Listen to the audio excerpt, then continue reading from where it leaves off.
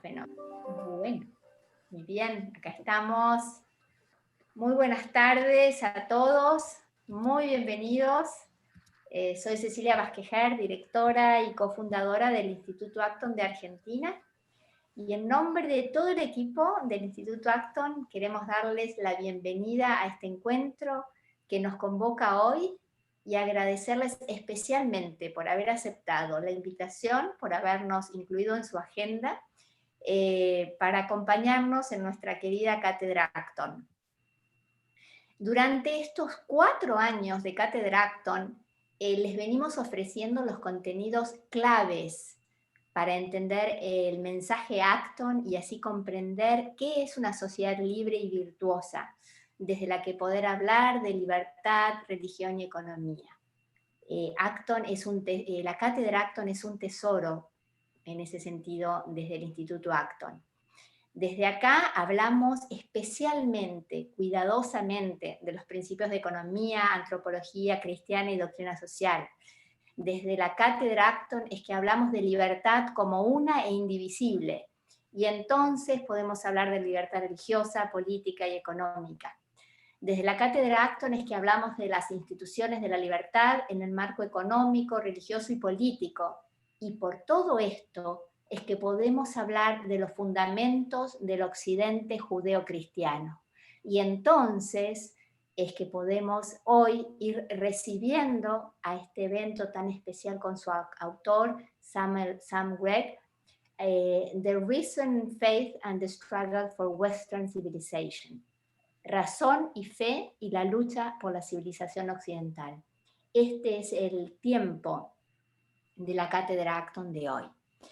Es el enorme desafío cotidiano que hacemos desde Acton por defender la civilización occidental y por lo tanto por entender y profundizar con cada conferencia, con cada curso, con cada evento, cuáles son esos famosos fundamentos morales, antropológicos, institucionales, jurídicos, económicos, indispensables para cuidar y promover el florecimiento humano.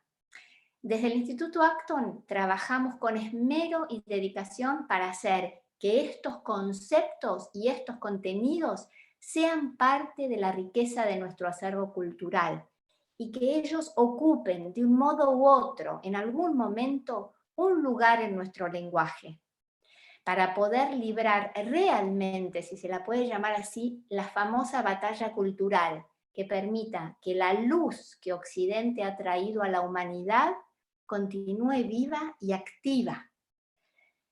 Y eso implica el compromiso de ahondar seriamente en el mundo de las ideas, como decimos siempre, con un profundo espíritu de escucha, de empatía, a la vez que una cada vez mayor convicción de lo que significa nuestra entrega frente a un mundo donde el relativismo moral avanza sin pedir permiso por cuanto salvoconducto le permite la cultura de hoy.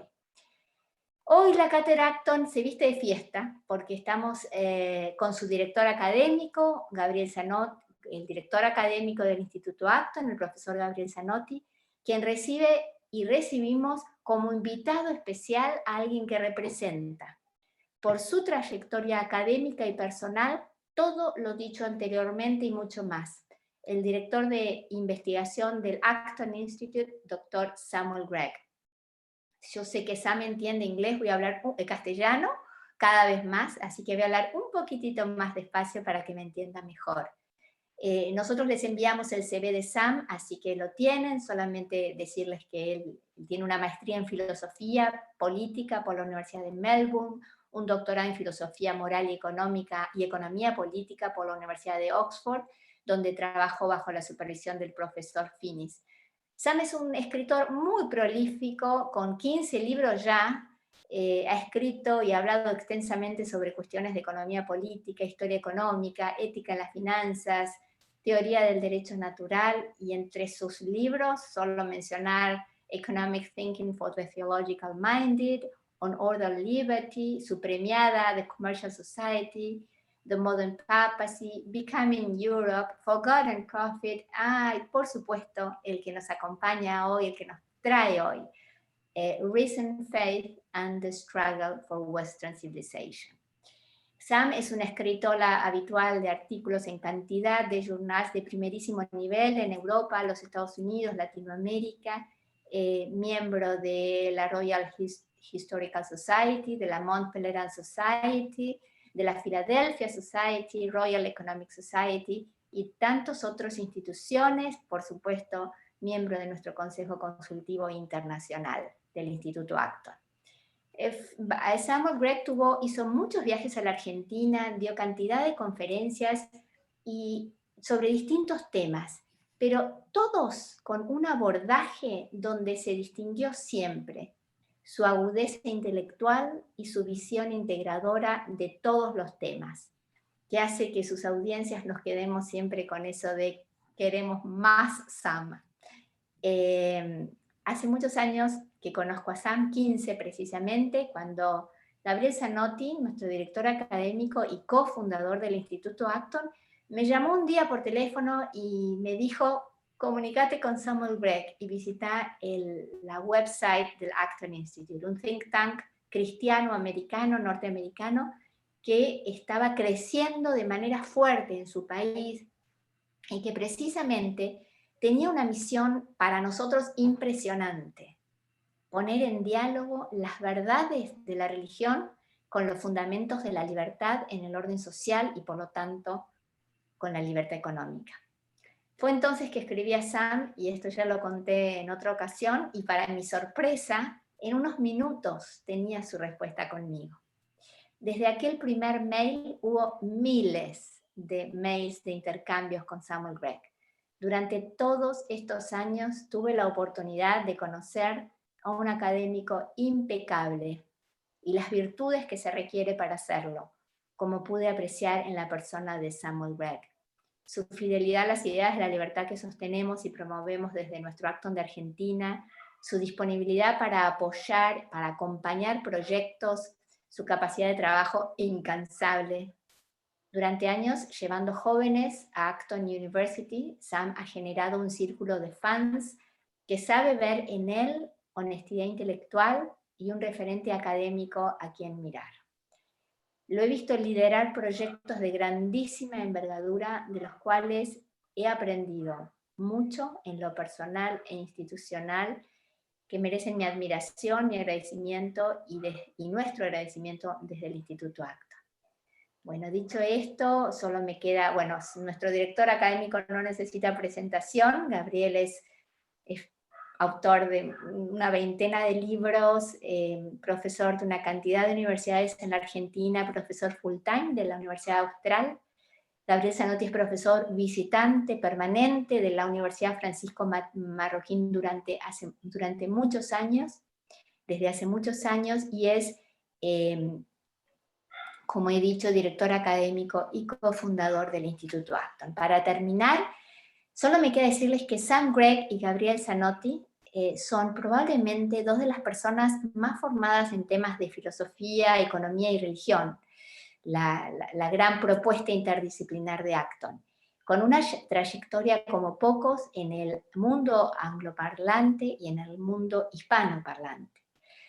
Hoy tendremos la oportunidad entonces de escuchar a Samuel Gregg, después habrá una conversación entre Sam y Gabriel, y luego tendremos tiempo para recibir las preguntas de la audiencia, que les pedimos especialmente vayan escribiendo en el chat, tanto del Zoom como del YouTube, y entonces Lucila Cole, Silvina Floria nos van a estar apoyando para transmitir esto a Gabriel, y a su vez Gabriel dialogarlo con Sam. Dicho esto, welcome Sam, it's your time.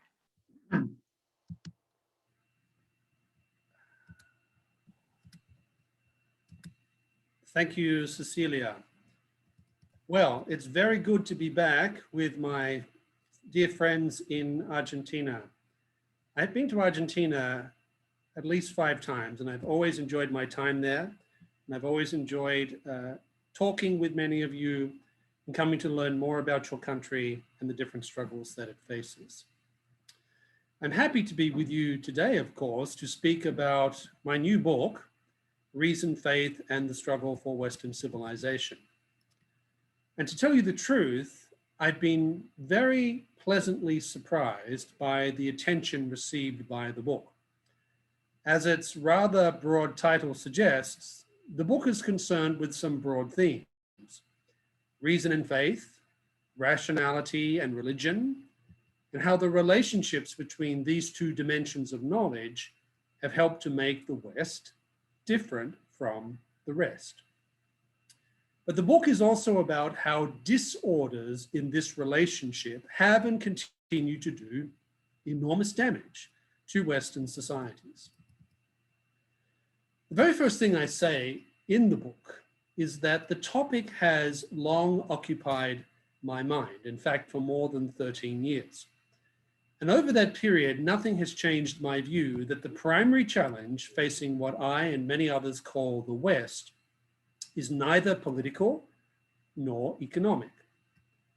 Economics and politics matter, but I've become ever more convinced that the most important questions facing Western societies logically precede these topics, and in many respects, predetermine how we address them. The ways in which the relationship between reason and faith have shaped Western societies are in many ways subterranean. Occasionally, however, they thrust themselves directly into our view. One such manifestation has been the religiously motivated violence that many Western nations have confronted during the 21st century's first 20 years. This issue was first surfaced directly by Pope Benedict XVI in his 2006 Regensburg address, an address which I think will be seen in retrospect as one of the 21st century's most important speeches. Now, most of us, I suspect, remember this lecture because of the response it received from much of the Muslim world. But if you read the speech closely, you realize very quickly that it's less about the Muslim world than it is about us. We who are the inheritors of the civilization we call the West. And it concerns how the integration of reason and faith developed in the West is fundamental to its identity, and how separation of reason and faith is core to many of the West's problems. Indeed, my book argues that if we want to understand the causes of the bloodshed of the 20th century's darkest decades, we need to recognize just how much they owed to what I call, following in the lead of Joseph Ratzinger, pathologies of reason and pathologies of faith. Now, fortunately, there's more to this story than the ways in which Western societies become unmoored whenever reason and faith drift away from each other. One of my arguments is that not only can reason and faith correct each other's excesses, they can also enhance each other's comprehension of the truth, thereby renewing Western civilization. Another theme of the book, one of which I know is controversial for some people, is that the various movements of ideas and persons often grouped together under that catch-all term, the Enlightenment. I argue that these ideas and persons need not be at odds perpetually with what I regard as the religions of the West. It is not a question of ignoring tensions. There are many, and I highlight many such tensions throughout my book. But the ideas that began emerging towards the end of the 17th century cannot be explained without the background of the Jewish and Christian cultures out of which the Enlightenment arose. Likewise, more than a few of the freedoms and achievements now embraced by believing Jews and Christians would, I think, have struggled to see the light of day without the efforts of certain Enlightenment thinkers. There are many parts of my book that I could highlight to you today, but given that our time is limited, I'm going to focus on just one thing, and that is the relationship between what I call the religious faiths of the West and that broad movement of ideas called the Enlightenment. which created so much of the world in which we live. So the subtitle of my brief remarks today to you in Argentina is From Logos to Enlightenment and Back Again. So many of the ongoing tensions that permeate modern Western societies are a result, I believe, of two things. The first is an uneasiness among many people of faith about the whole Enlightenment project. The second is skepticism. Skepticism about religion among many of those who consider themselves heirs of the various Enlightenments. Let me give you an example.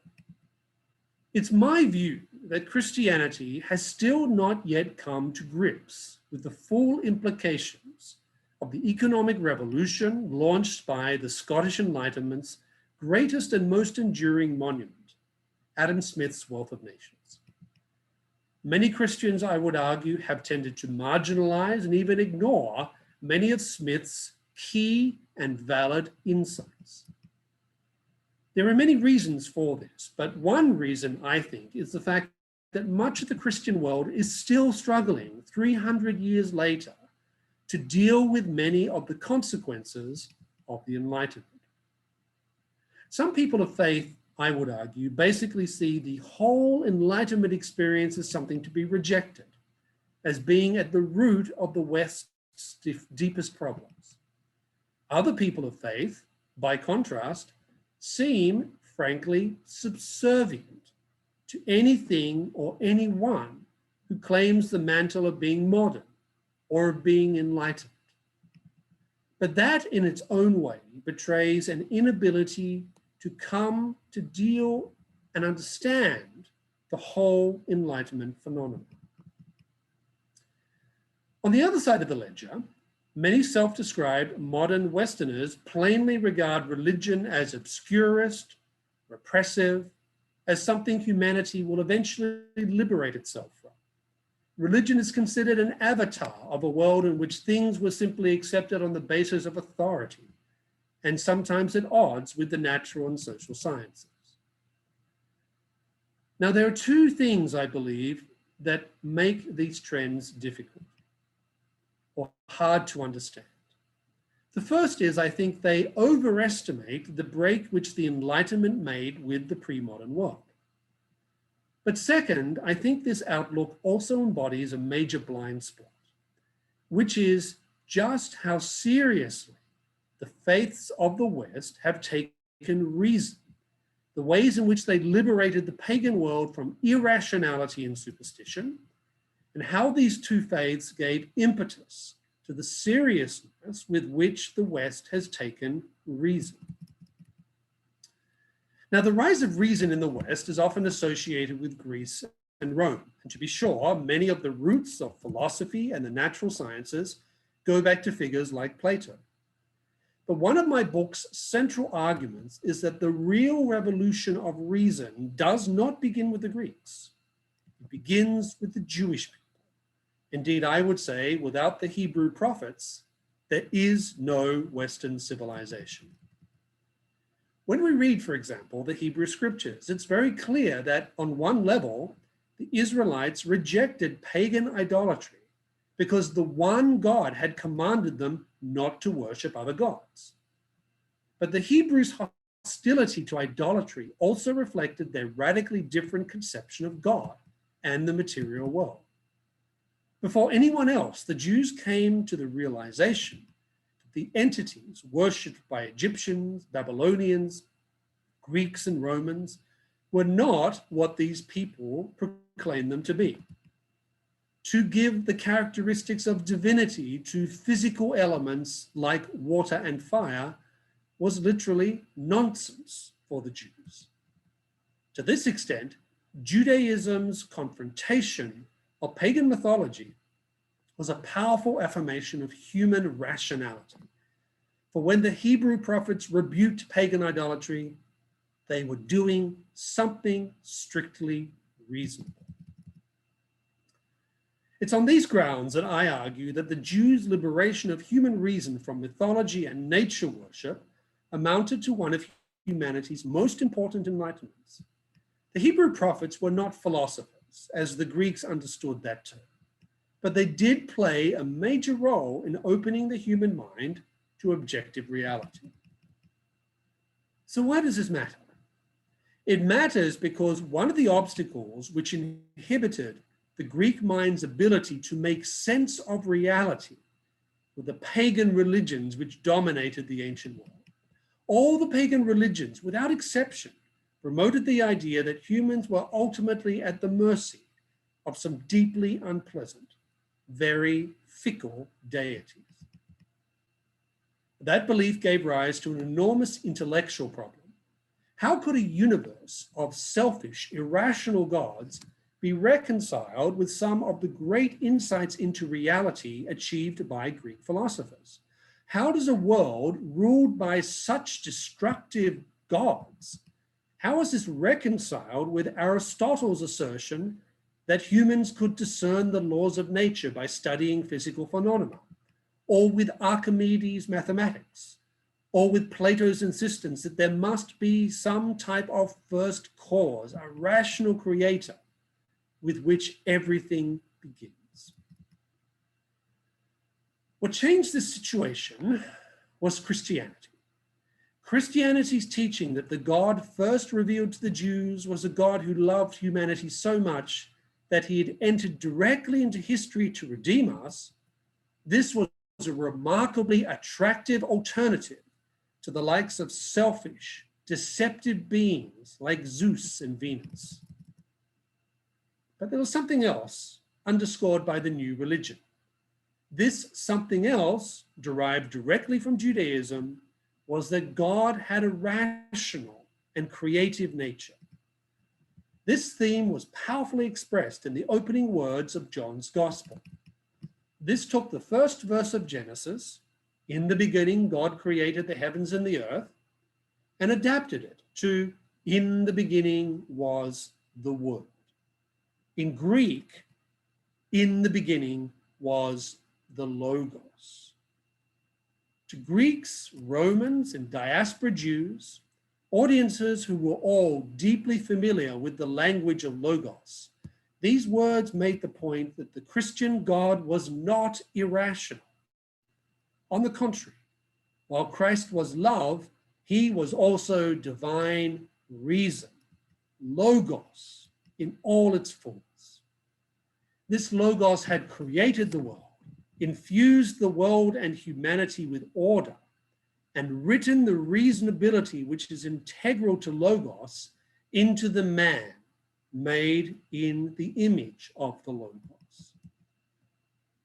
Such a faith was attractive to many Greeks and Romans who were rightly proud of their intellectual and cultural accomplishments. In Christianity, they found a faith that respected many of their successes, but also reconciled them with the idea of a rational God, a rational creator, in ways that paganism never could. So it was Christianity's integration of what might be called the Greek Enlightenment into Judaism's unique religious achievement. This set the pagan religions that had blurred the horizons of the Greco-Roman world on the path to extinction. People now understood that religion should be concerned with the truth about reality, and therefore ought to be compatible with reason. The result was a civilizational platform that Greek and Roman philosophers could not have constructed on their own. It is this synthesis of reason and faith, achieved by the religions of the West, which I argue is core to the identity of the West.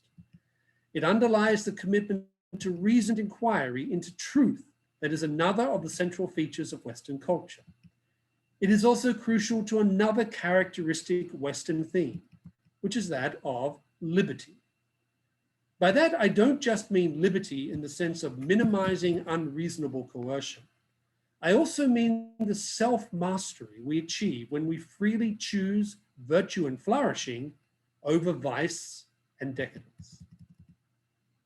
The West's integration of reason and faith also helps to explain why universities arose in the medieval period, why we saw the natural sciences develop how they did in the West, and why 13th century Christian theologians like Albertus Magnus understood the importance of observation, experimentation, and what we call data.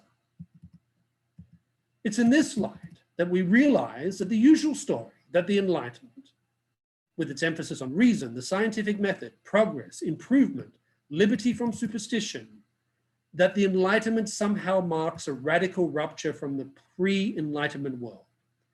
This is just not a very plausible story. Take, for instance, the publication of Isaac Newton's Principia Mathematica on the 5th of July, 1687. In many ways, this book proved decisive for the Western world. Stating basic hypotheses from which an astonishing range of calculations could be developed, the Principia represented a revolution in the natural sciences. Nature's secrets, it seemed, had not only been unlocked, they had also become quantifiable. Newton is, of course, widely regarded as the hero of enlightenment. Rather less attention is paid to the fact that Newton was a devout Christian, albeit one with heterodox views.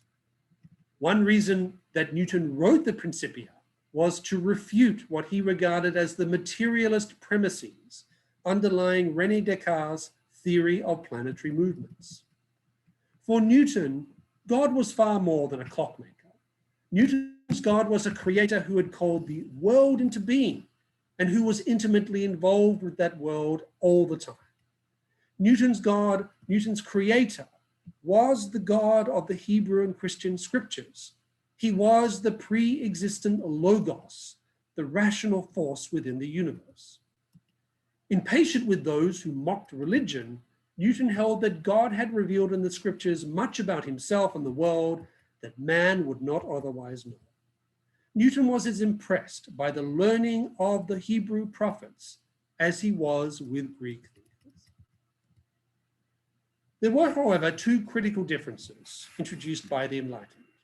The first was an emphasis upon applying reason to man's habits, customs, and traditions to assess whether these habits, customs, and traditions contributed to human well-being or whether they were masks for oppression. Nothing Enlightenment thinkers believed should be exempted from the application of critical reason. Second difference was the development of highly specialized ways of thinking. In the 18th century, very distinct branches of science started to emerge. What had once been grouped together under natural philosophy was gradually separated into specialized disciplines like biology, zoology, and geology. We see similar developments with the emergence of social sciences, topics like politics and economics, which had once been grouped together under the title natural jurisprudence, began to be studied separately. The benefits of this approach can be observed all around us today. Enlightenment thinkers working in the natural and social sciences spurred forward enormous advances in economic development, in our ability to cure disease, to diminish poverty, to prolong human life, and grow in our understanding and mastery over the material world. It's also true that some Enlightenment thinkers alerted more and more people to genuine injustices existing in the world. Adam Smith's Wealth of Nations, for example, showed how the then dominant mercantile system was not only inefficient in creating wealth, it also highlighted how mercantilism involved widespread denial of economic freedom, how it fostered rampant corruption and privileged those with political power at everyone else's expense. Would insights like these, which have helped make the world more prosperous, economically freer, more creative, physically healthier, would these insights have occurred without the Enlightenment? While we can never definitively answer such questions, I have my doubts.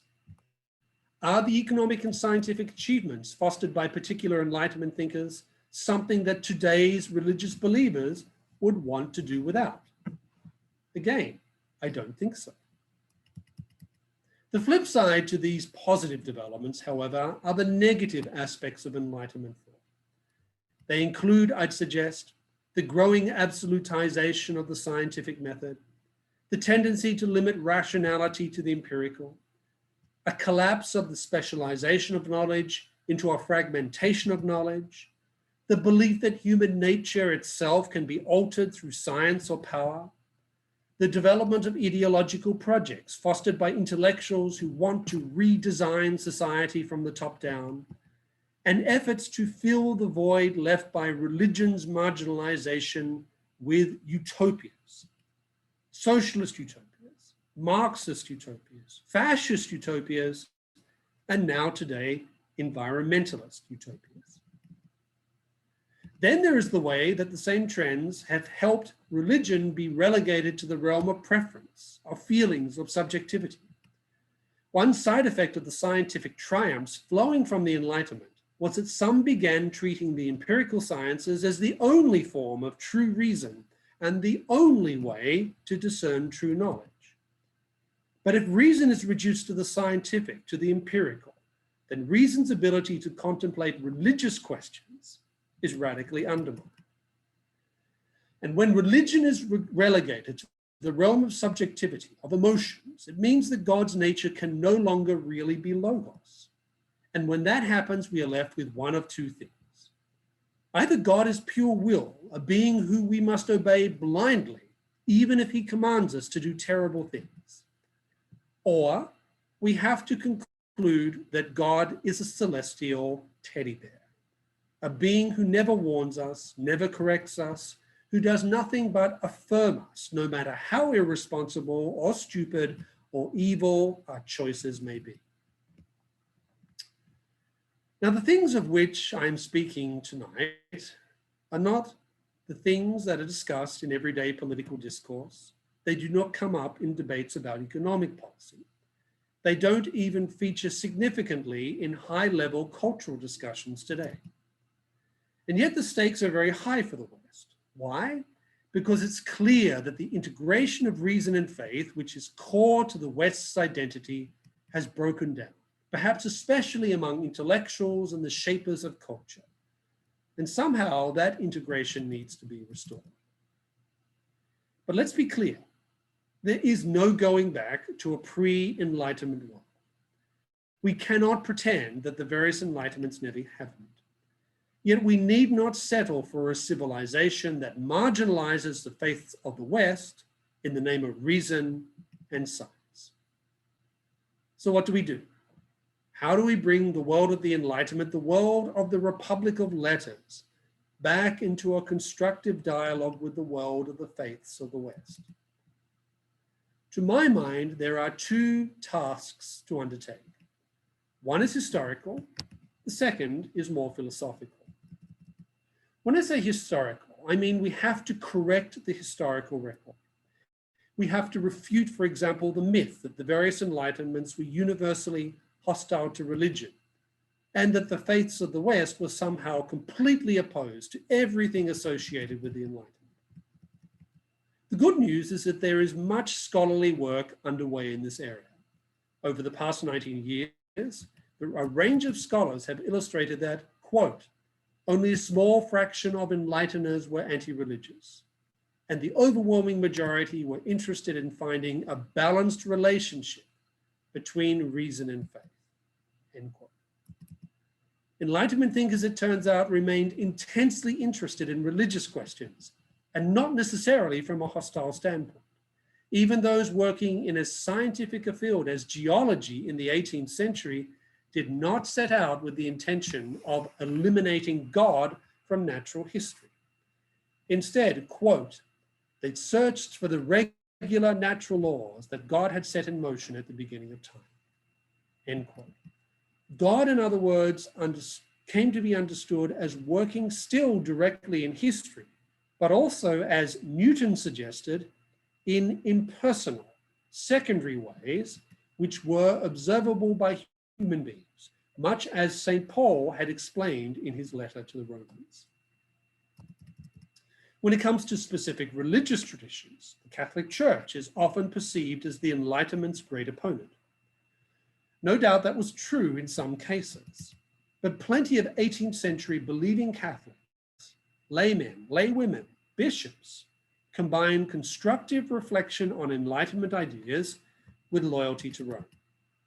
Many Catholics supported Enlightenment-inspired political and economic reforms without compromising their religious beliefs one iota.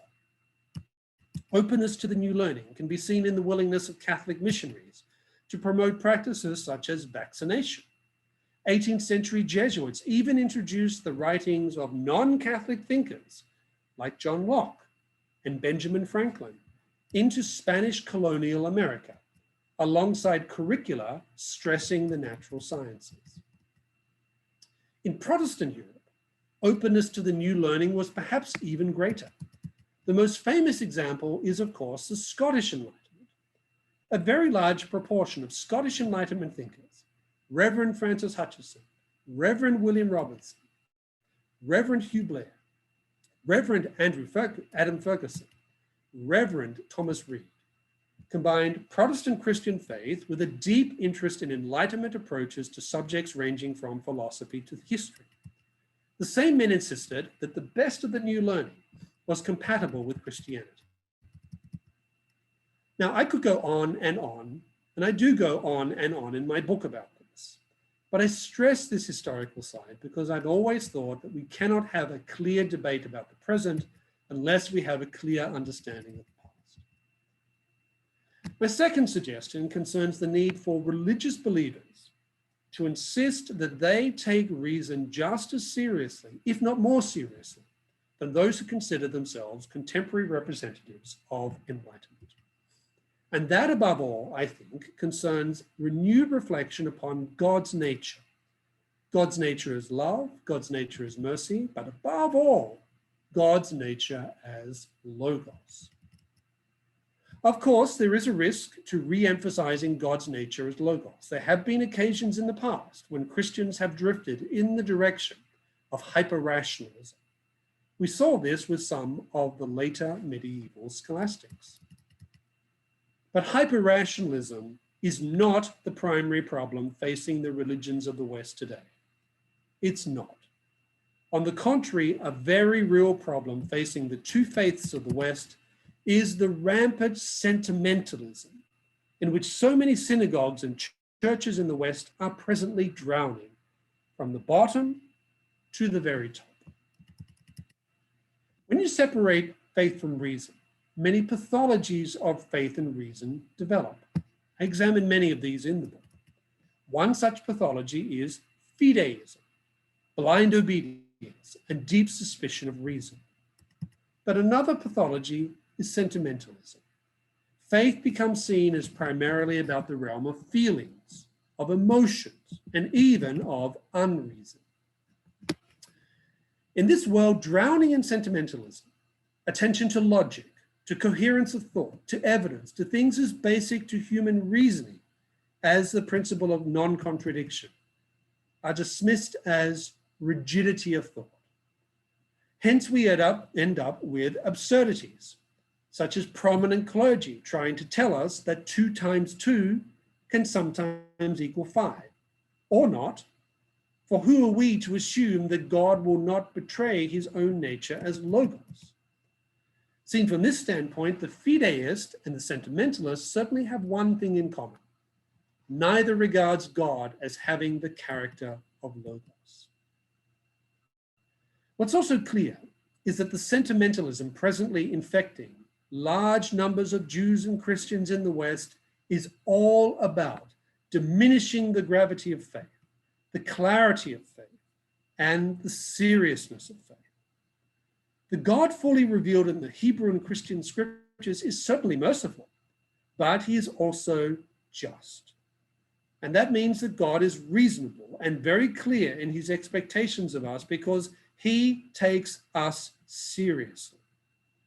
Woe to us if we don't return the compliment. A return to emphasizing God as divine reason as the logos of the Gospel of St. John is not about us downgrading the importance of emotions like love and joy, anger and fear. We are not robots. Feelings are central aspects of our nature and give us insights into reality. But human emotions do need to be integrated into a coherent count of faith, of human reason, of human action, and of human flourishing. Then we need to live our lives accordingly. The return to Logos isn't, however, just about restoring inner coherence to the proclamation and practice of the faith. It is also about helping the world bequeathed to the West by the Enlightenment to understand that human reason can't come from nowhere, that being can't come from nothingness, and that something cannot come from a void. One of the people kind enough to author an endorsement of my book was the 2002 Nobel Prize economist, Vernon Smith. The inventor of an entire field of economics, Professor Smith might be easily assumed to be the Enlightenment man par excellence. Much later in life, however, Professor Smith embraced the Christian faith. Until relatively recently, he had not discussed this publicly. Professor Smith did so, however, during a 2016 lecture about religion and science at the Acton Institute. One thing that Smith stressed during this lecture was his realization that, quote, what is inescapable is the dependence of science on faith, end quote. By faith, Professor Smith had in mind St. Paul's definition, the, quote, substance of things hoped for, the evidence of things not seen, end quote. The point is, just as the natural sciences, so prized by the Enlightenment, cannot arise from irrationality, nor can human reason arise from nothingness. We may not yet see it face to face, but in the beginning, there must have been the Logos. It is this commitment to the full-bodied reason that includes and transcends the empirical that matters. But that commitment in turn depends on the recognition that if there is a God, and whether we call him first cause, Yahweh, Christos, Pantocrator, divine providence, or supreme being, he must be the Logos whose rationality and freedom are reflected in our reason and our ability to choose freely to know and live in truth. Without this commitment to Logos, I'm afraid, the West is lost. But I do not believe that decline is inevitable. I say that again. There is nothing inevitable about the fate of the West. Why? Well, because the free choice for Logos, and thus for reason and faith, is never beyond us. The desire for truth, for liberty, for justice is simply part of who we are. To give rational longings to these, to give rational form to these human longings, is thus to act in ways which are truly enlightening and fully consistent with the faiths of the West. And it is to build a future for the West, firmly grounded on the sure knowledge that it is the truth that sets us free. Thank you very much.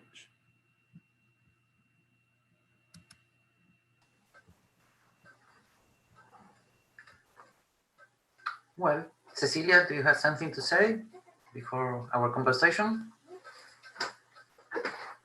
It's your time, Gabriel. Okay. Your time and Sam. Well, the problem or the advantage I have when Sam gives any speech is that I am so in accord with him that I have nothing to add. So, so that's the problem we have. But let me ask to you some questions just in order to set the conversation.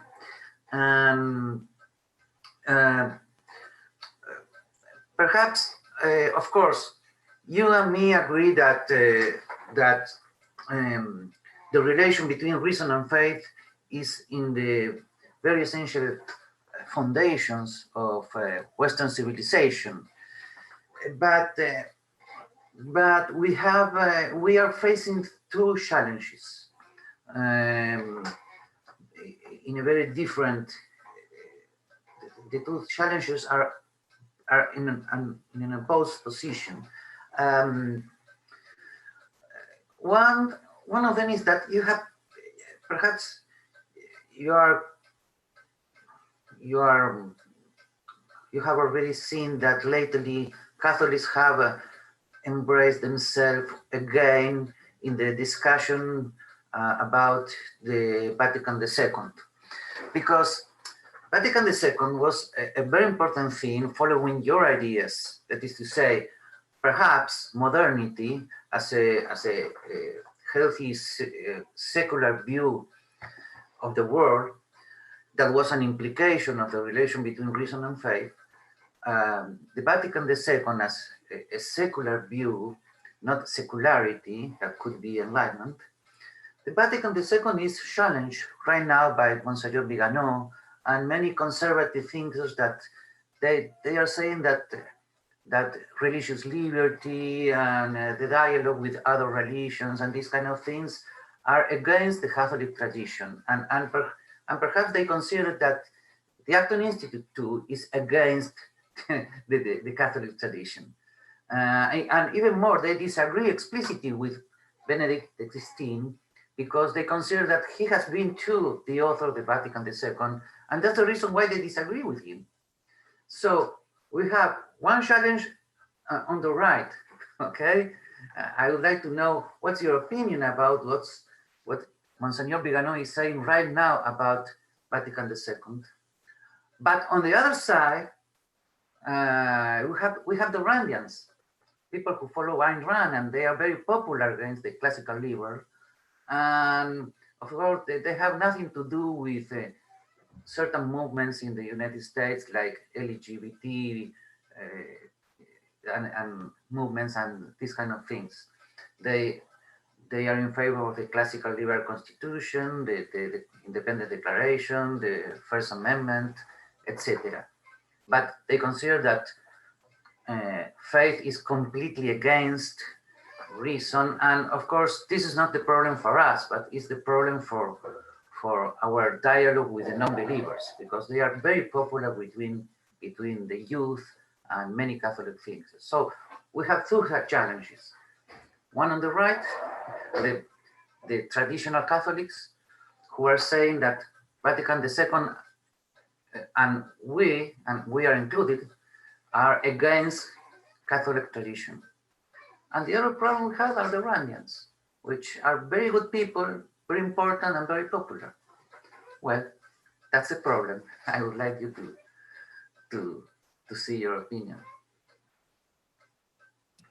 Thank you for your questions. Let me start with Vatican II. Vatican II, the Second Vatican Council closed almost 55 years ago, 55 years ago. And we are still arguing about Vatican II. Mm-hmm. And one of the reasons I think we are arguing about Vatican II is whether it represents continuity or rupture. Mm-hmm. Yes. That's one reason. The second reason, which is related to it, is whether there is any possibility of constructive dialogue between the church on the one hand and the Enlightenment, or what people often call modernity. Vatican II is an effort on the part of the church, to speak about questions of enlightenment and modernity, particularly in the document Gaudium et Spes, as well as the document Lumen Gentium. So it's not a surprise that we are arguing about this still. And there are those people, some people who might be called traditionalists, who say that Vatican II represents a type of break with the preceding 2,000 years of Christianity. But there's also people who might be described as liberal Catholics or left-wing Catholics who say, yes, it is a break and that's good. And who also take the view that it is a break. And then there are people who I'd like to think, people like you and me, who say, no, Vatican II is in continuity with the previous 2,000 years of the tradition, and that there are even some things the Church can learn from modernity and the Enlightenment. So those are the three camps, as I see it.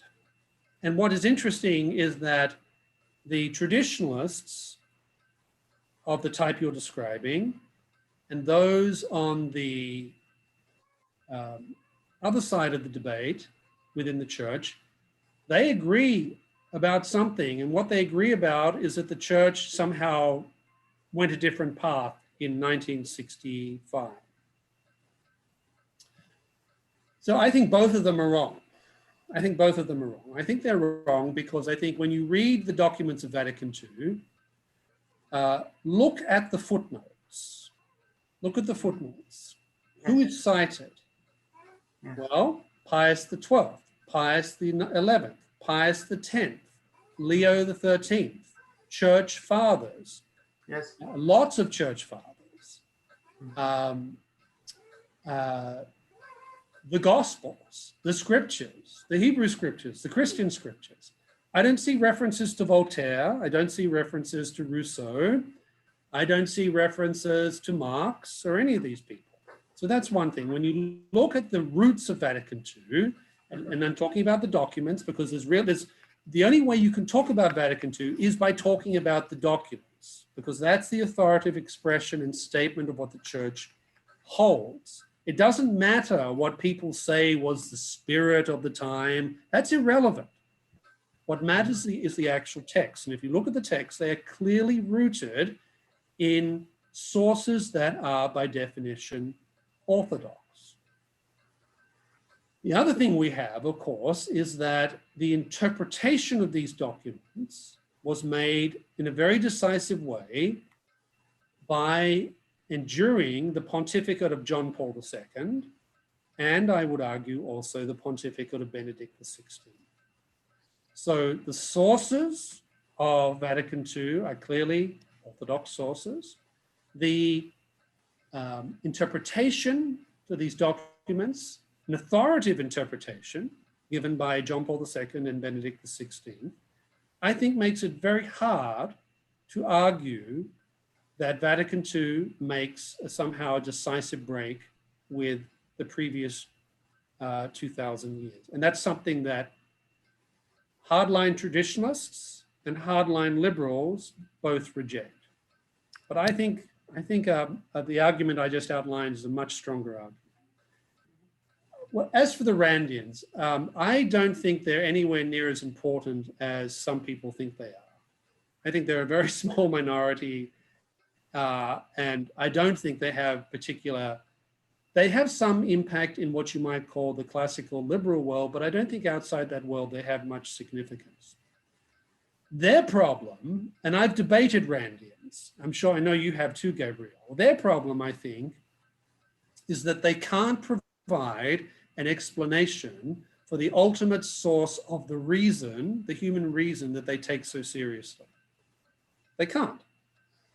As I say in my book, reason cannot come from irrationality. Something does not come from nothing.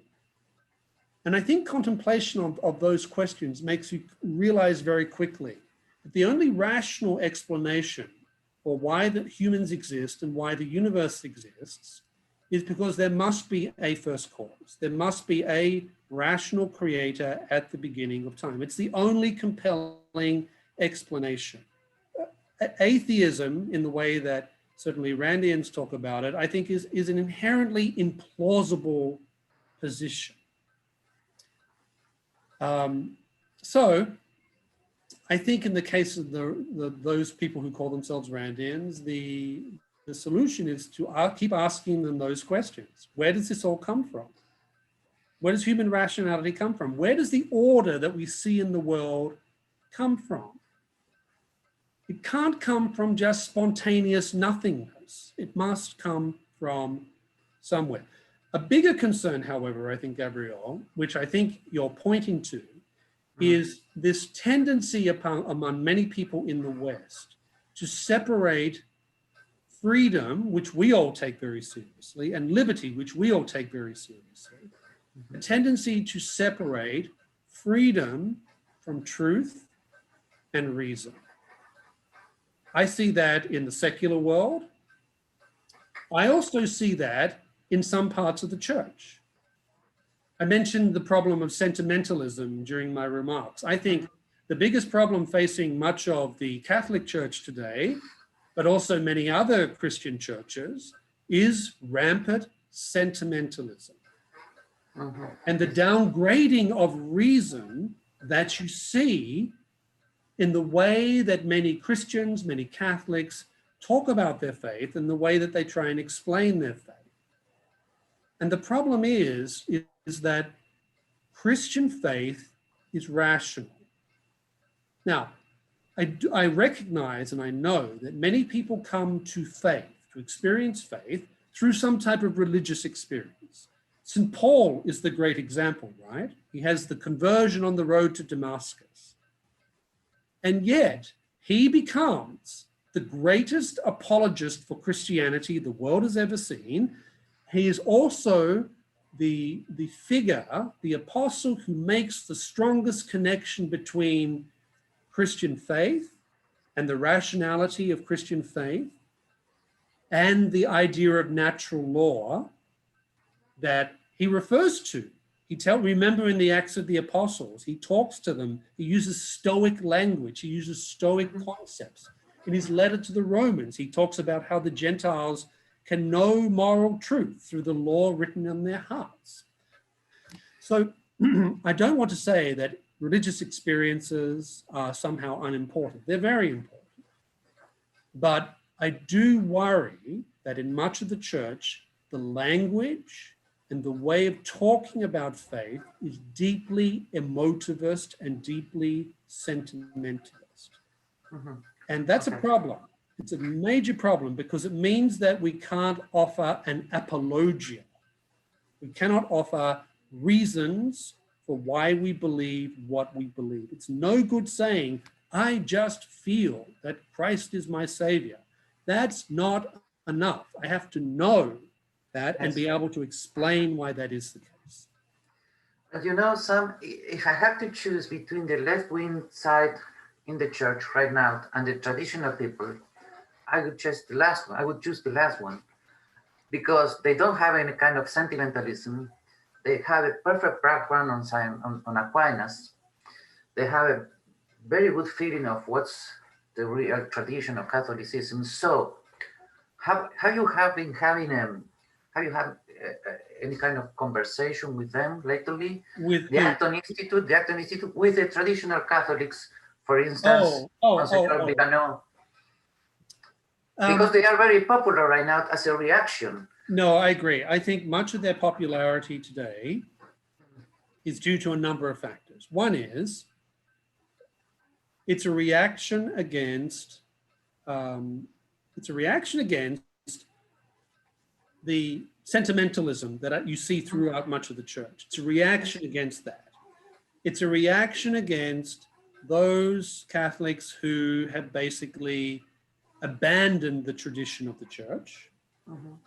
It's a reaction against the failure of many bishops to teach and explain the teachings of the church, the faith of the church, the fear they often have of doing this.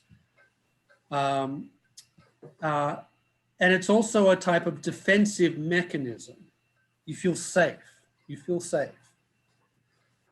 The problem, of course, is that faith is not static. The faith is we're always learning more about the faith. We're not stuck. The faith does not stop. Knowledge of the faith does not stop in 1958. It does not stop there.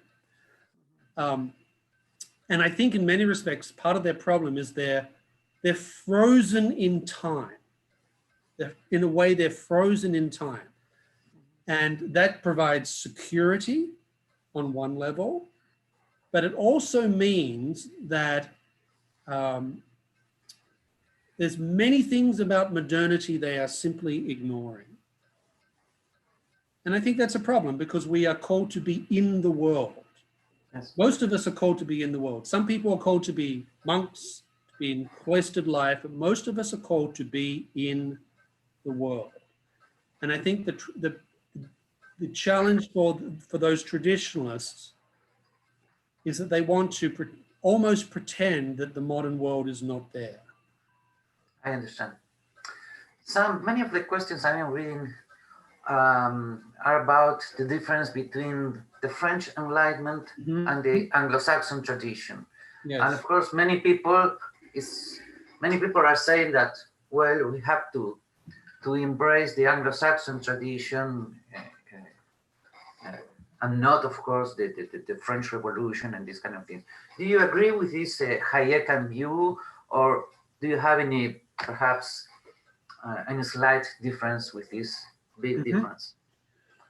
Well, one of the things I say in my book is that to talk about the Enlightenment as one single movement is a big mistake.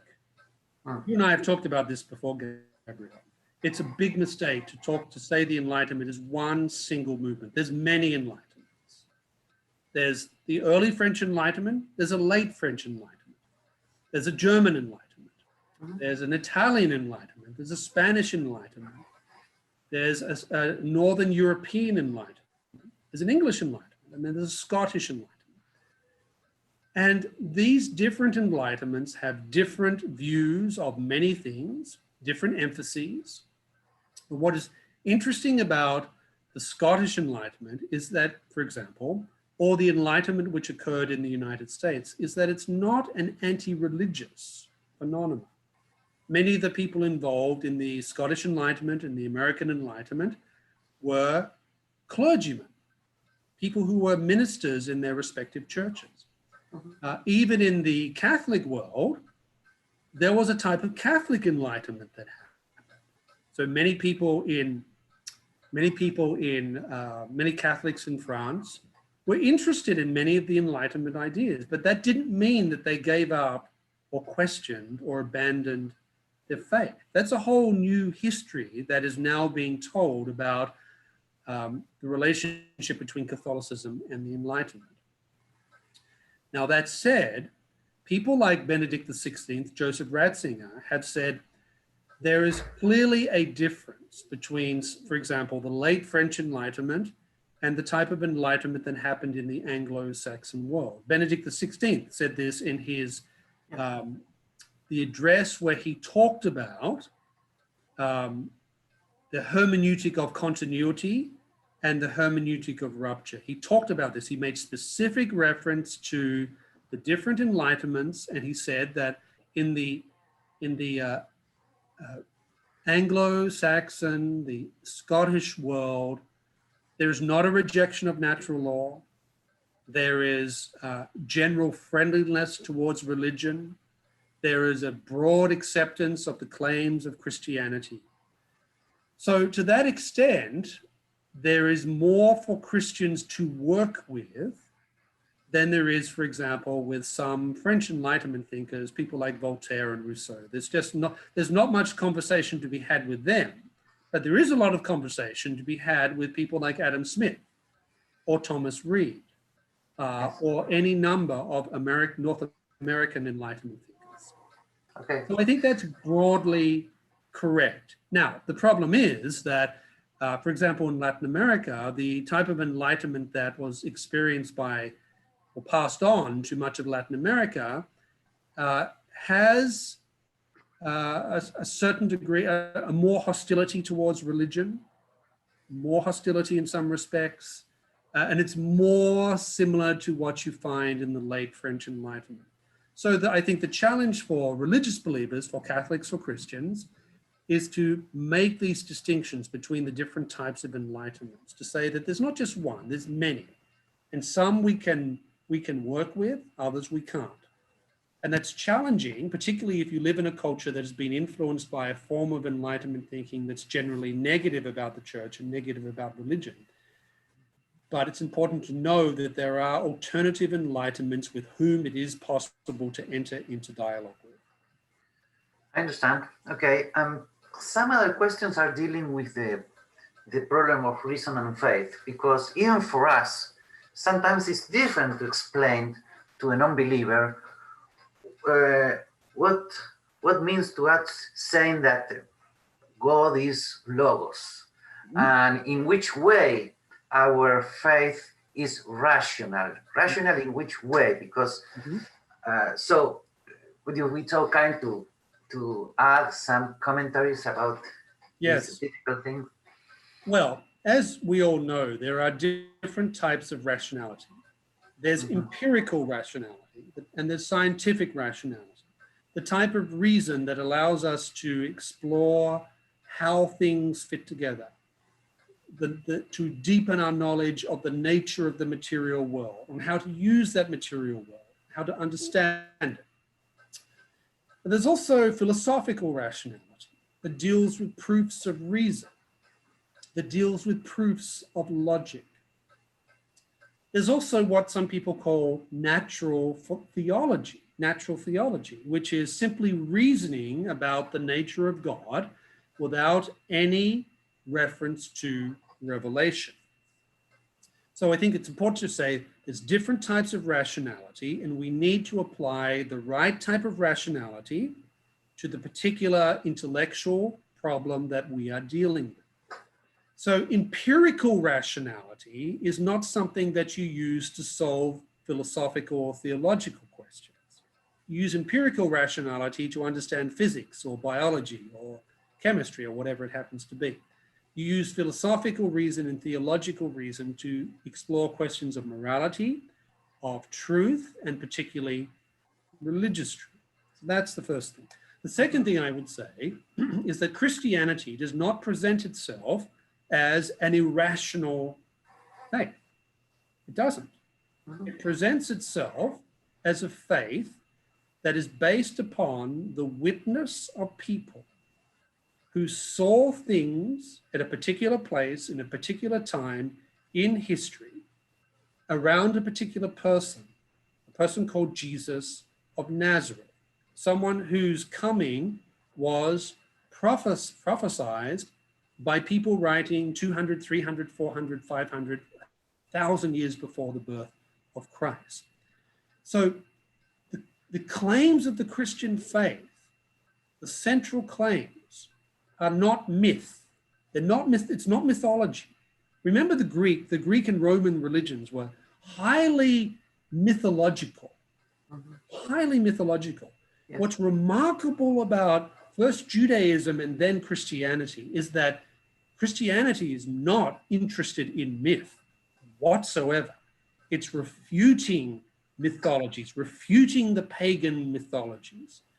Paul is explicit about this. Christ himself is explicit about this. What's also interesting is that in the first 4 centuries of Christianity, pagan philosophers used to mock Christian philosophers. They used to call them the high priests of truth, because the Christians took truth so seriously. They were saying, what we are presenting to you about this person who lived at a particular time, who did miracles, and who ultimately was crucified and yet who rose from the dead, and we have people who witnessed this and saw this and have told us this, and we believe them when they say they saw this. It's a very much an appeal to a type of realism. Christianity is a very realist faith in the sense that it talks about real truths, about real people at a real point in time. So that's the first thing. The other thing I would say is that when it comes to explaining the dogmas and doctrines of the church, the church doesn't present these as myths or stories. It presents them as dogmatic truth or doctrinal truths. And reason is one of the ways in which we apprehend this. Now, we can't know everything about the mind of God. Otherwise, we too would be God, and quite evidently, none of us are God. But what is clear is that we can know a great deal about these dogmas and doctrines using our reason itself, right? So something like the Trinity. The Trinity is a mystery. It's a type of dogma. But even though it's a mystery, that doesn't mean it's unknown to us. In fact, we know a lot about the Trinity. We just don't know everything. The other thing I often say is that revelation, in the way that we understand that, is not presented as stories, not presented as legends or myths. These things are presented as truth, So I happen to think that Christianity, small o Orthodox Christianity, is ultimately about the fullness of truth. And the church over the centuries has developed insights through the use of reason and thinking about revelation and thinking about natural theology that I think is very convincing and explains to us why some of the early Christian apologists were mocked as the high priests of truth. Yes. Christianity is not about, you understand what I mean? Yes, of course. And that's the reason why Benedict XVI said, when he gave his famous speech to Britain, to the Parliament of Great Britain, he said that Christianity never tried to impose the Holy Scriptures to a certain culture, that the rule of law had its roots in the Stoics, in the Greeks, okay, and the relation that the Christian thinkers made with them. So Christianity, in a way, was a secular basis of our Western civilization. Of course, I agree, but I am saying all that because many people say today that we are a totalitarian movement, for instance, in certain things so debatable and sensible today, like gay marriage, for instance.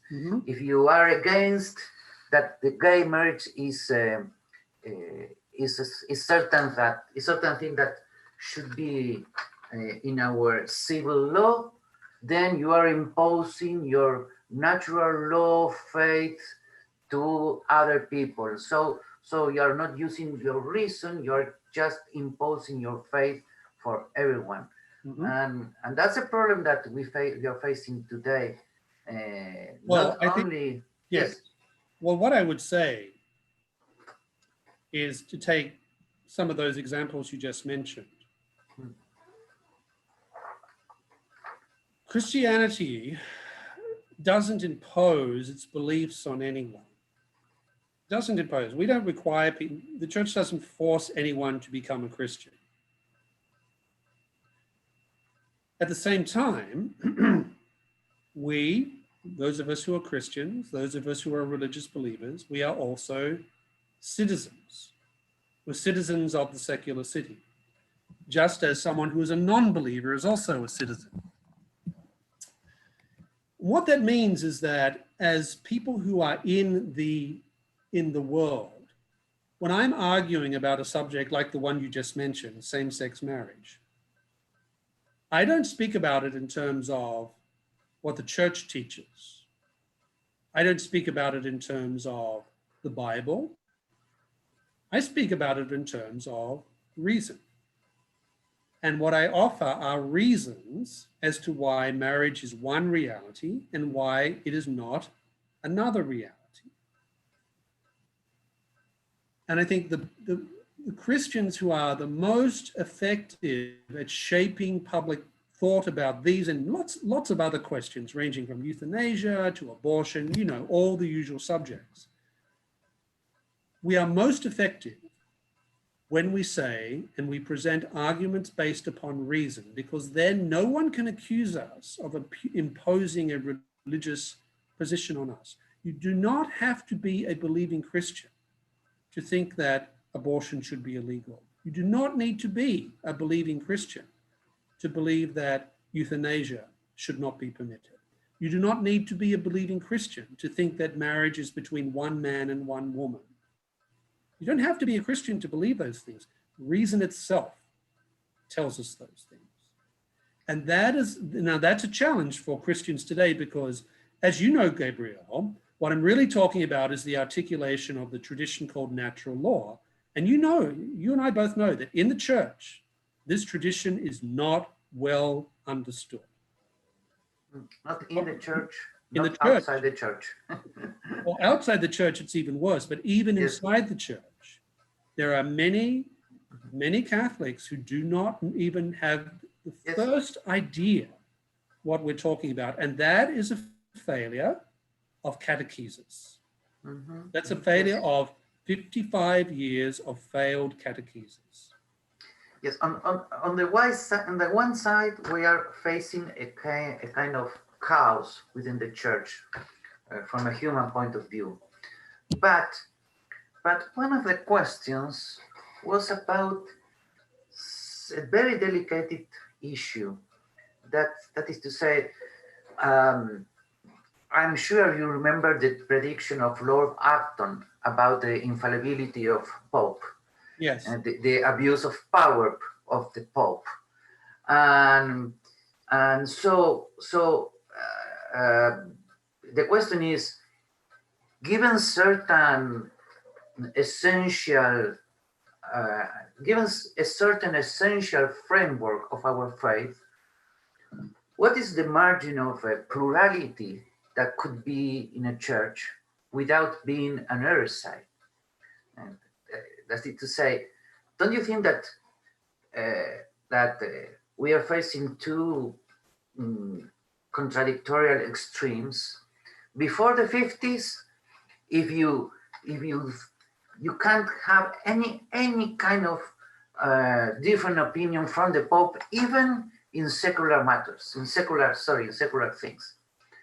Now you can think wherever, of course, unless you think that that nature is not God. Well, I'm joking. So those are two extremes. Mm-hmm. But it's difficult to establish a kind of synthesis Yes. between the two extremes. Well, I will say a number of things about it. First of all, I think that diagnosis is more or less correct. Before Vatican II, there was a sense that all Catholics more or less had to have the same positions, political positions, on anything ranging from the nature of the state to the property arrangements that prevail within a given society, to even in some cases, there was an expectation that Catholics would vote for particular political parties. Mm-hmm. This was there's a lot of pressure on Catholics in Europe before 1958 to vote for Christian Democrat parties. You're expected to vote for Christian Democrat parties. And now we've gone to the opposite extreme, whereby there are many people who describe themselves as devout Catholics, but who say things and vote for things that are clearly contrary to not prudential issues, but fundamental issues of belief. Mm-hmm. So you're right. I think that diagnosis is correct. How do we fix this? Well, I think on one level, we need to be very clear, and our clergy need to be very clear in teaching us what are the issues in which you really must act in a certain way if you want to be faithful to what the church teaches, and what are issues in which Catholics are free to disagree about each other. And guess what? It is the case that certainly when it comes to voting, whether it's in elections or whether it's in the parliament, most issues are what are called prudential judgment. Catholics are free to disagree about most political issues. Now, for example, I'm very much in favor of free markets. I know that you are too, Gabriel. Yes. Right? Now, do I think that as someone who is a Catholic and believes in John Maynard Keynes's economic theories, do I think he's evil or somehow outside the faith? No. Of course not. Of course he's not. Yes. Of course he's not. I would hope that he would say the same about us. I'm less sure about that, but I would hope he would say the same about us. Yes. Yes. But that's most... I hope so too. Most political issues are prudential. There's only a very small number where it's very clear that if you act in a certain way, you are separating yourself from the faith of the church. And those issues are very, very small in number. We know what they are. We know what they are. Yes. And I think this is the distinction we need to make. And I'm always pleased when I hear bishops and priests make this distinction, because it's saying to them, it's saying to us, as citizens of the Republic, of citizens of the secular realm, you need to inform yourself of what the faith teaches, you need to inform yourself of what the science tells us, and then you need to apply that information to the problems confronted. Yes. And in many cases, you can come to a variety of different positions, and that's okay. I'm very glad to hear that, but you know, some that as Catholics, we are continuously facing an ongoing problem. The popes, when they are writing famous encyclicals and documents, for instance, Pius XI in 40º anno, Paul VI in Populorum Progressio, even John 23 when he was writing about a lot of secular issues in Mater Magistra, and I could give a lot of examples. When they write, they don't make this distinction. Right. So the confusion is complete. Right. And we are facing this problem all the time. I agree. Because in the 30s, well, the dogma was the corporative social thought of Pius XI. And now the dogma is what Francisco says about ecology. But why don't the popes make this distinction? Sorry, thank you. That's a very good point. I think it points to a major crisis which has existed for some time now in Catholic social teaching, in the way it is articulated. My own view is that Catholic social teaching is at its best when it focuses upon explaining principles like the dignity of the human person, the dignity of the principle of liberty, the principle of solidarity, the principle of subsidiarity, explaining what these principles mean. And that is really the role of our priests and our bishops. That's the role they play in terms of forming us so that we can apply these principles to these social, political, environmental problems. The difficulty we have is that, and this is not a new problem, it's been happening for a while now, is that the principles of Catholic social teaching are not talked about enough, and the encyclicals are talking too much about prudential questions. And they will always say things like, of course, it is not the role of the church to pronounce on something like the environment. Yes, but they do.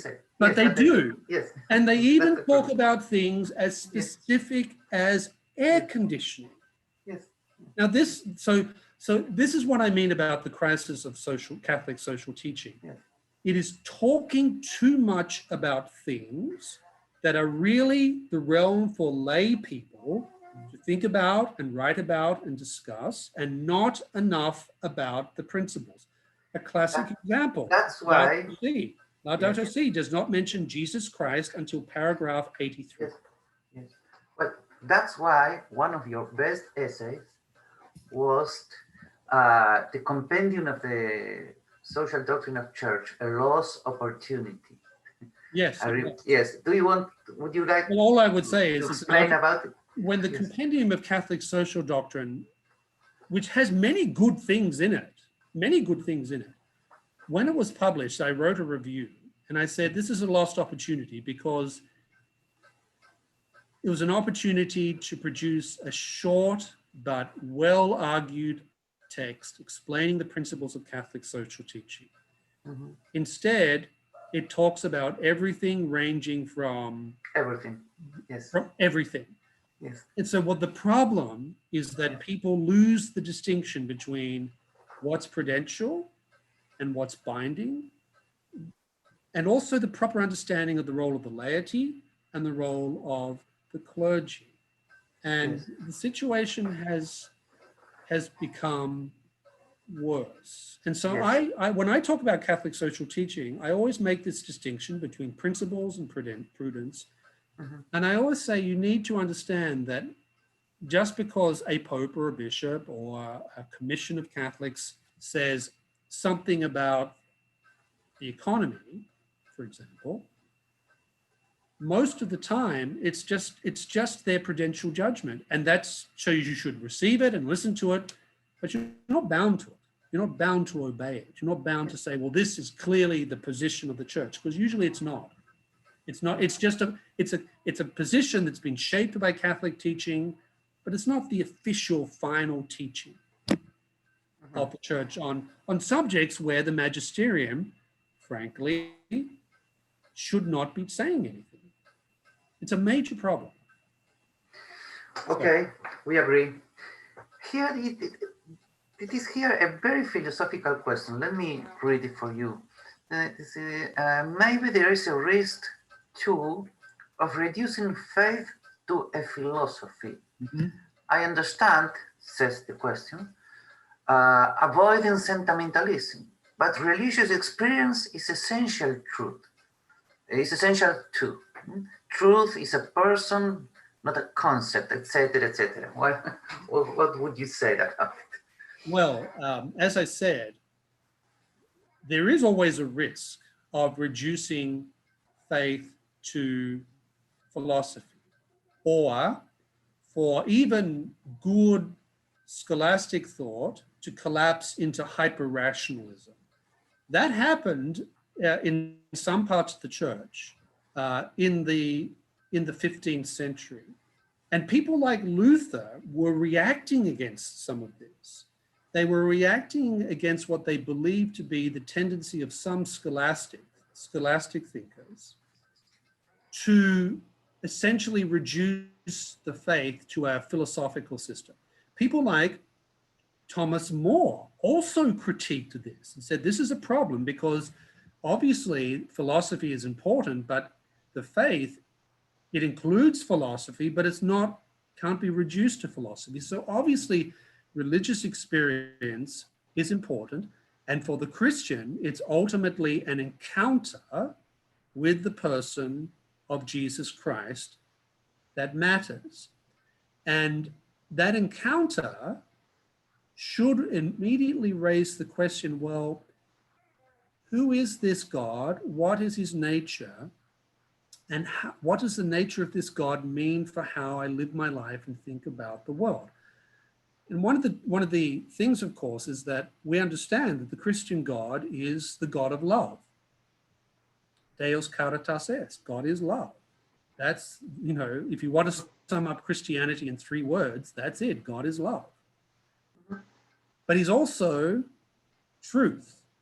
He's also truth. So one of the struggles that we've always had in the church is keeping both love and truth together. It's always very hard because love without truth becomes sentimentalism. Truth without love can become rationalism. Yeah. And rigorism, a type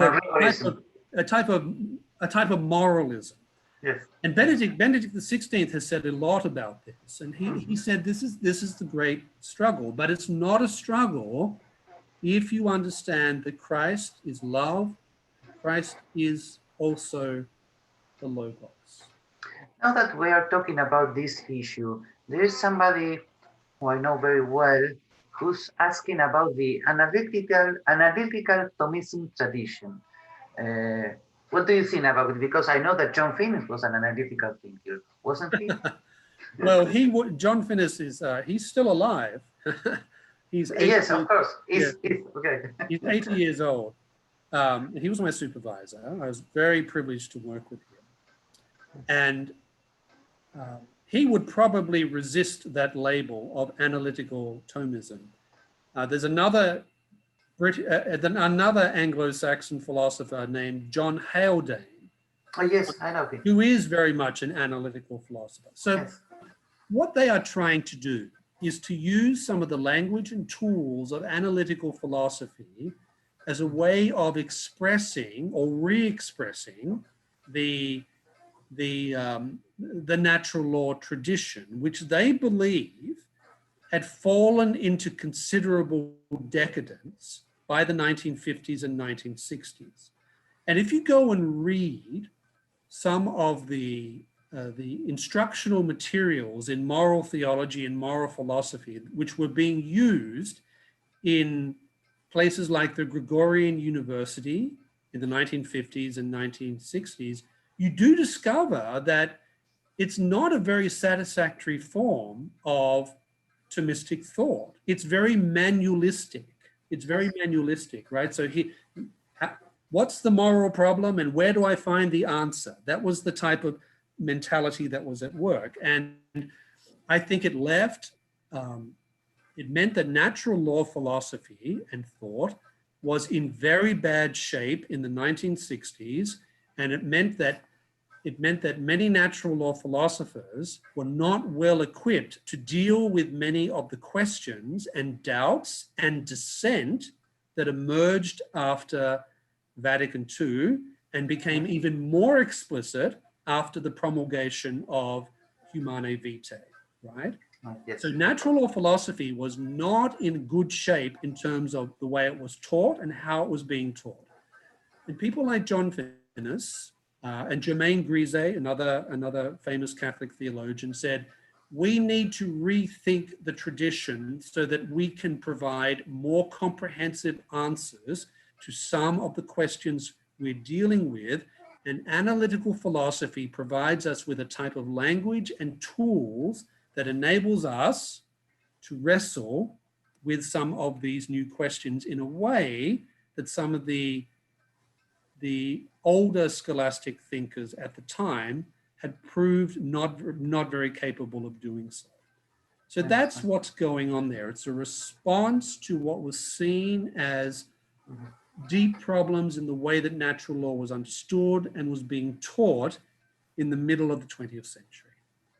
And what's interesting is that analytical Thomism, or analytical, let's call it new natural law, has had much more impact upon the secular world, I think, than some other schools of Thomistic thought. And I think that's because of the type of analytical categories that they use. It means that they can enter into the secular mind and say, we're using the same language that you are using, but we're going to point you in the direction of truth. Sam, I have one last question, of course, on my side.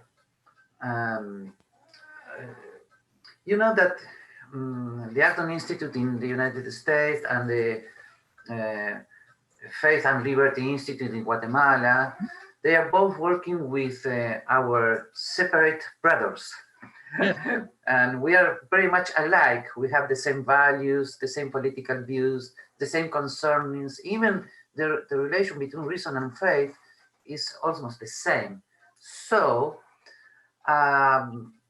to what extent is the dialogue with him in relation to thinkers like Lutero and Calvino and these kind of things? Do you think that Luther, for instance, was a thinking of the modernity times? Well, these kind of things.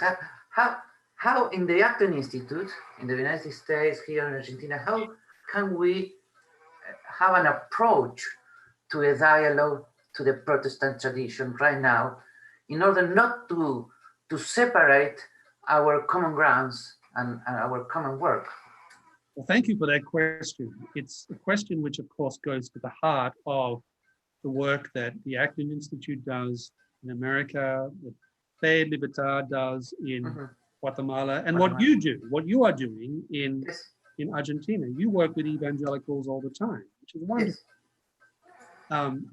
The way that I approach it, and the way that others at Acton think about it, is that what matters is the truth.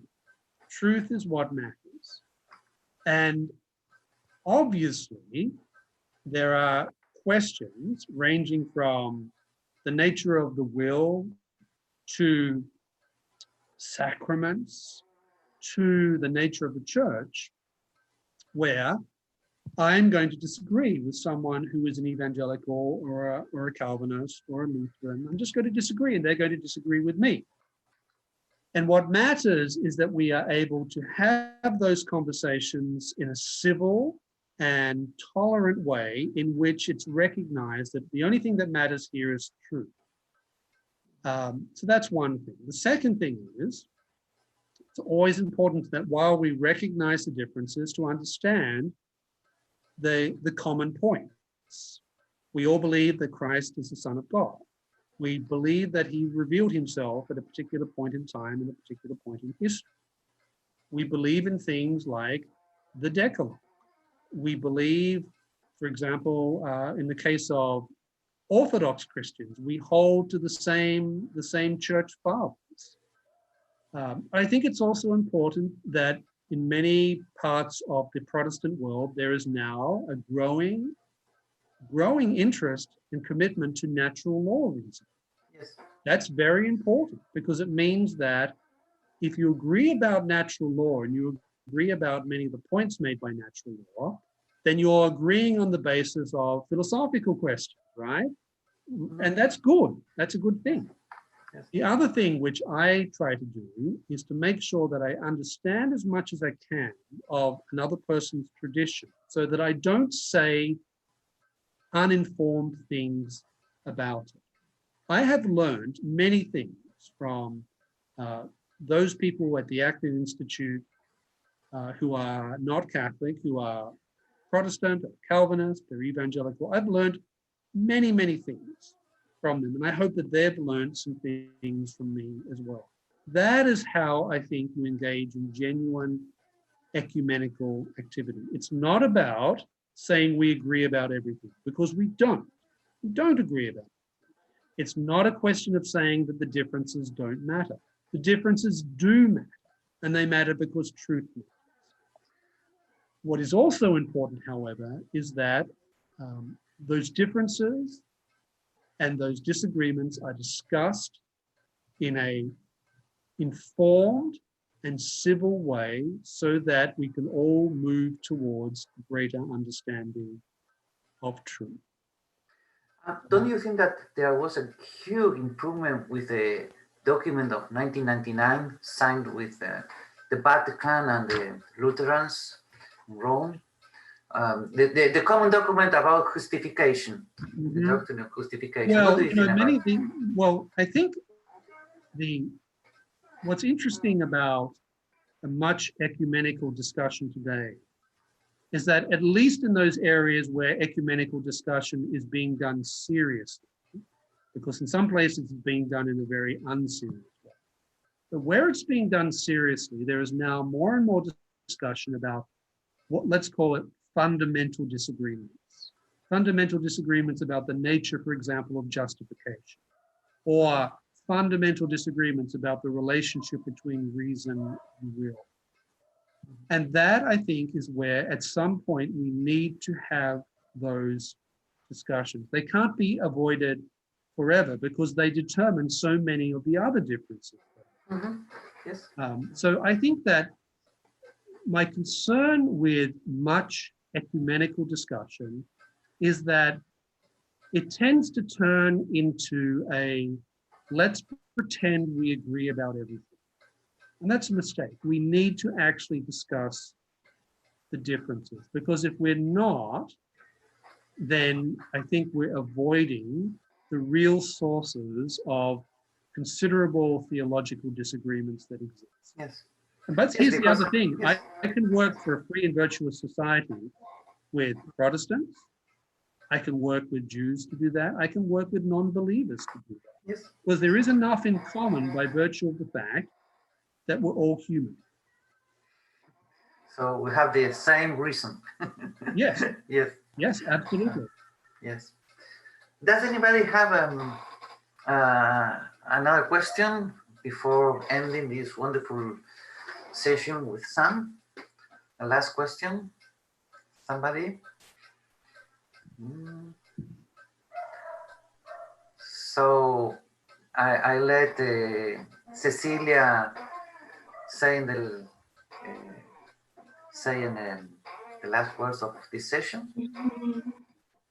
Bueno, a ver, at Acton we do believe that ideas matter and change the world, and for good or wrong.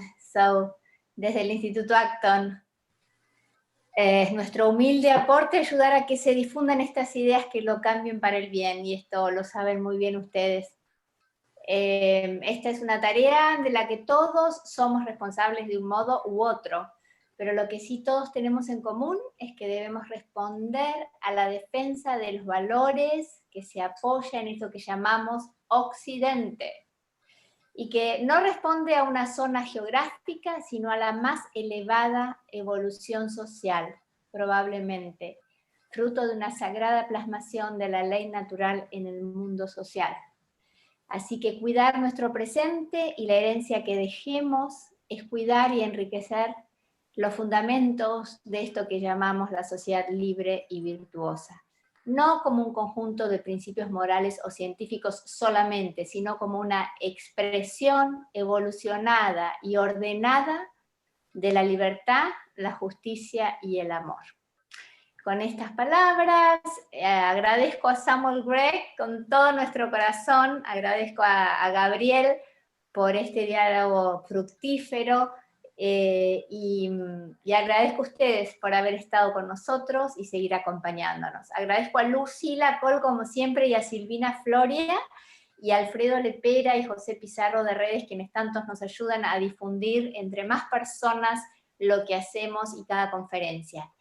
Y para terminar, Luli y Silvina tienen un par de avisos que dar, y solo me queda decir de nuevo, Samuel Gregg, bienvenido siempre a la Argentina. This is your home, and we're so happy and so grateful to have you with us today.